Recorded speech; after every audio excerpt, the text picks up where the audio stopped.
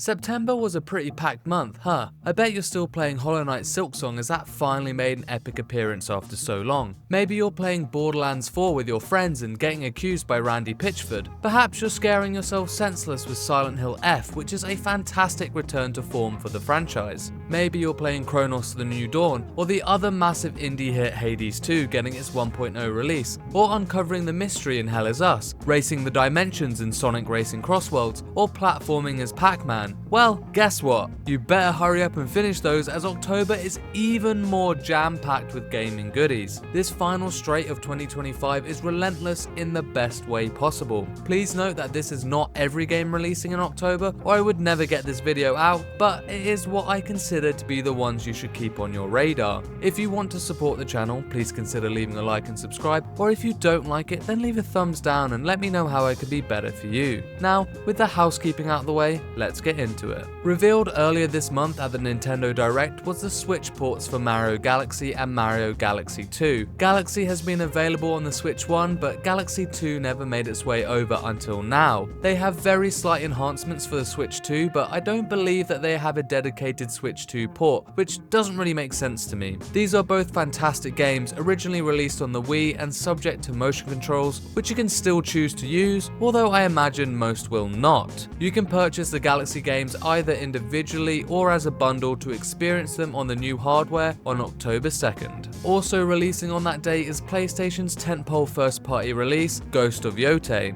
This is the successor to 2020's Ghost of Tsushima, but is set over 300 years later with a different protagonist and in a different area of Japan. In Yotei, you play as a rogue samurai Atsu and her journey of revenge to eliminate the Yotei 6 who killed her family. Early reviews of this game have been glowing, and if you like Ghost of Tsushima, this becomes a must play. This is an open world samurai game with lots of side activities, but also a well-crafted story with stunning visuals. Sucker Punch have really honed in on the samurai movie inspirations, and you can play in different aspect ratios and color filters to get that cinematic experience. This one is top of my list for October titles when it drops on the 2nd. I was always a Pokemon kid and never got into Digimon, but apparently the games hold up really well. Digimon Story Time Stranger is a turn-based RPG that looks the same as what you would expect from one of these titles. Catch monsters within the digital world to fight on your team, and level up and evolve them as you progress through the game. Each Digimon fights with a set of elemental moves and have weaknesses and strengths. They can also have equipment and other buffs in an attachment slot to help in battle.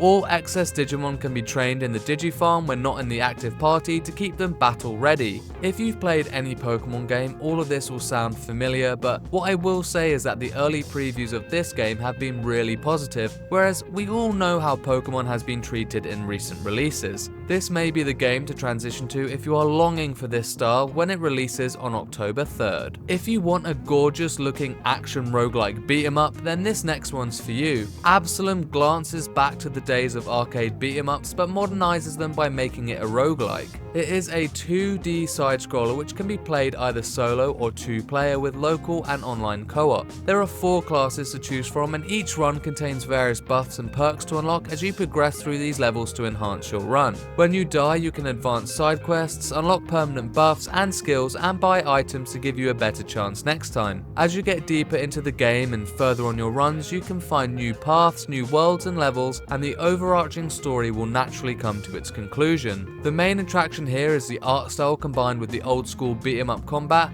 and they have also shown a fair share of boss fights in the trailers which look awesome. Absolum hits on October 9th. Another game that is glancing backwards to those that came before it is Battlefield 6. This franchise has had disastrous launches on its recent titles with an overwhelmingly bad reception from the community. Battlefield 6 seems to rectify this by going back to basics by looking at its most popular titles. This looks to be your classic military style shooter, which will mostly be in multiplayer, but they have flashed the single player campaign. Battlefield is known for its destruction mechanics, and they return here in full force, and combined with modern day graphics, it's hard not to be impressed. This game has had a couple of alpha weekends where millions of players jumped in worldwide, and there was a communal sigh of relief as Battlefield 6 seems to be shaping up really well. We can all jump back in when the full release hits on October 10th. As we get closer to the holiday season, the parties become more frequent. A perfect party game for this would be Just Dance 2026. Ubisoft's annualized franchise returns with 40 new tracks, up to 6-player local and online multiplayer, and even an active workout mode. If you own previous titles, there is a system in place to access all your tracks in the 2026 version of the game. You can dance on your own, together in party mode, or competitively in challenge mode when Just Dance 2026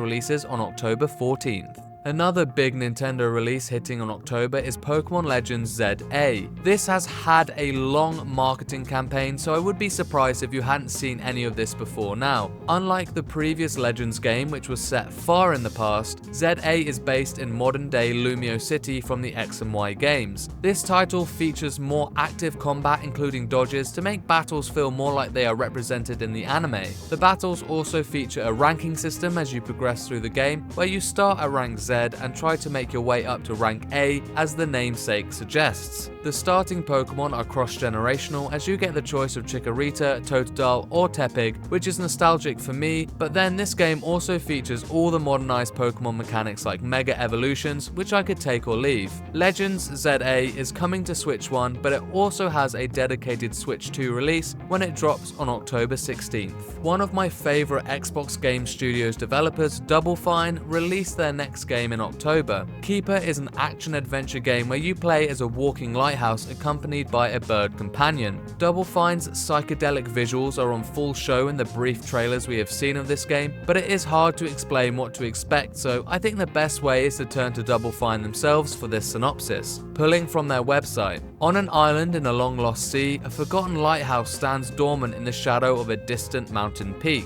As withering tendrils spread and coalesce, it awakens. Taken with a mysterious sense of purpose and joined by a spirited seabird, it embarks upon a heartening tale of unlikely companionship, an odyssey of mystifying metamorphosis, and an unexpected journey towards the center of an island into realms beyond understanding. I loved Psychonauts 2, so Keeper is a day one purchase for me when it releases on October 17th. Build your very own Jurassic Park with creative management sim Jurassic World Evolution 3. There are many refined mechanics and customizations on show here, so you can really let your imagination run wild as you build the best park you can. There are many dinosaurs you can make attractions for, but make sure you keep them happy or else they will run wild and start destroying the park and eating your visitors. As you expand, you can open up multiple parks that span across the globe and really make your Jurassic World empire. Jurassic World Evolution 3 drops on October 21st. This year could be dubbed as the year of the ninja, with games like Ninja Gaiden 2 Black, Ninja Gaiden Ragebound, and Shinobi Art of Vengeance. Following these titles in October is Ninja Gaiden 4. Team Ninja have joined with Platinum Games for the next big 3D release in this long-running franchise. Playing not only as Ryu Hayabusa, but as new protagonist Yakumo, who is of a rival ninja clan, this title seems to go straight back to the high-speed, gory action combat that these games are known for. There are several weapons and sheets of combo moves to utilize and tear apart your enemies. Ninja Gaiden has been known in the past for its difficulty, but in 4 the developers have stated that there will be customizable difficulty options which will make it the most accessible title yet. Turn your enemies into a whirlwind of blood and severed limbs when Ninja Gaiden 4 releases on October 21st. A game that has been in development for a long time finally gets its release in October. Vampire the Masquerade Bloodlines 2 is an open-world action RPG set in modern-day Seattle where you play as an elder vampire. The story is framed as a noir murder mystery as you navigate both human and vampire societies, which come with choices that affect the in-game world. Naturally, the combat is augmented with your supernatural vampiric abilities. You can be up close and personal with your vampire claws, or hit from a distance with blood sorcery. The whole premise of these games are to keep the masquerade up and not let the humans know you are a vampire, so it is up to you how you sustain your hunger for blood. I am genuinely interested by this game and excited to check it out when it releases on October 21st. One of my most anticipated games of the year, Dispatch, starts its release in October. This game, created by by ex-Telltale devs, is a title that mixes strategy gameplay with strong narrative choices and cutscenes. I absolutely adore narrative-driven games, and this one seems to be the most promising one I've seen in a long time. Dispatch is a story about a superhero who gets almost fatally injured in a fight and has to hang up his crime-fighting days to go work in a superhero dispatch center where he sends the Caped Crusaders out to help civilians. This features an elite lineup of actors doing the voices such as Aaron Paul, Laura Bailey, Jeffrey Wright, Matthew Mercer, and Alana Pierce. I seriously can't wait for this one. Dispatch is having an episodic release where the first 2 episodes release on October 22nd,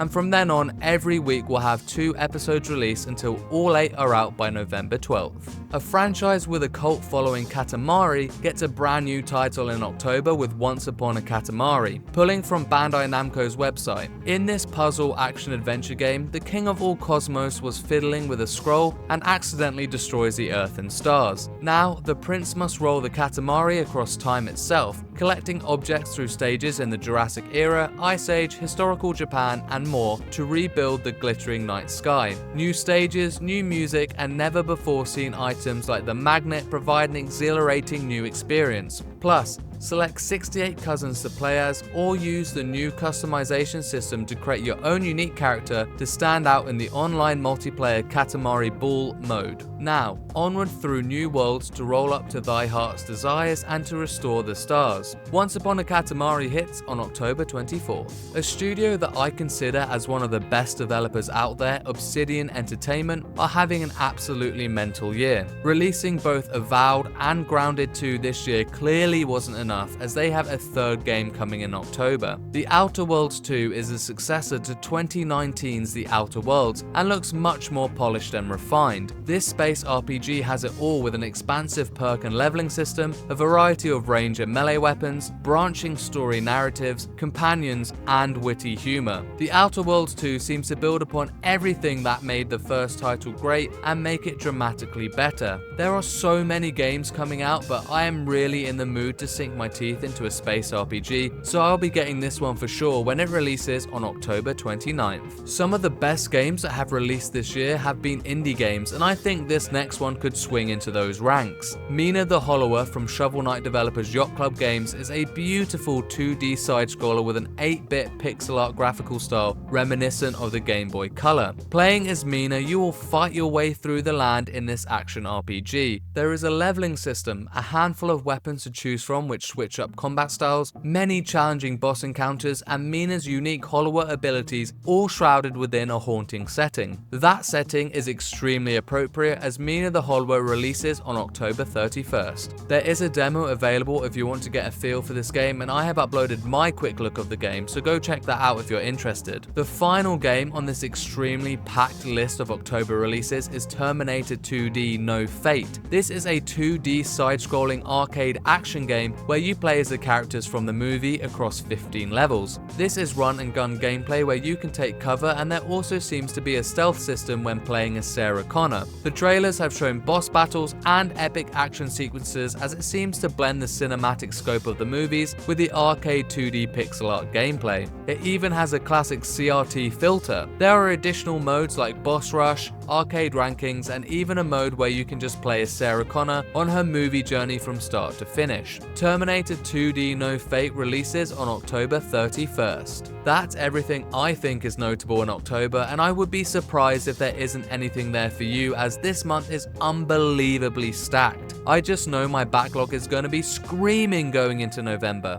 Believe it or not, there are even more games releasing in October that I didn't touch on, like Little Nightmares 3, Moonlighter 2, and the full release of Arc Raiders, so please keep an eye out for those. November and December are looking a little lighter for video games, but I promise to still keep you informed with videos for those months as well when we get to them. However, I'm sure these October games will keep you sustained well beyond this year. If you enjoyed this content and want to support the channel, then please consider leaving a like and subscribe, or if you don't like it, then leave a thumbs down and I'll try to be better next time. If you missed out on any September releases, then check out my video for the hottest games so you can catch up, or glance at any of my reviews if you're interested. Let me know in the comments below of any October games I missed or what you are excited about, and for everything else, casual gamer, keep it here. Peace and love.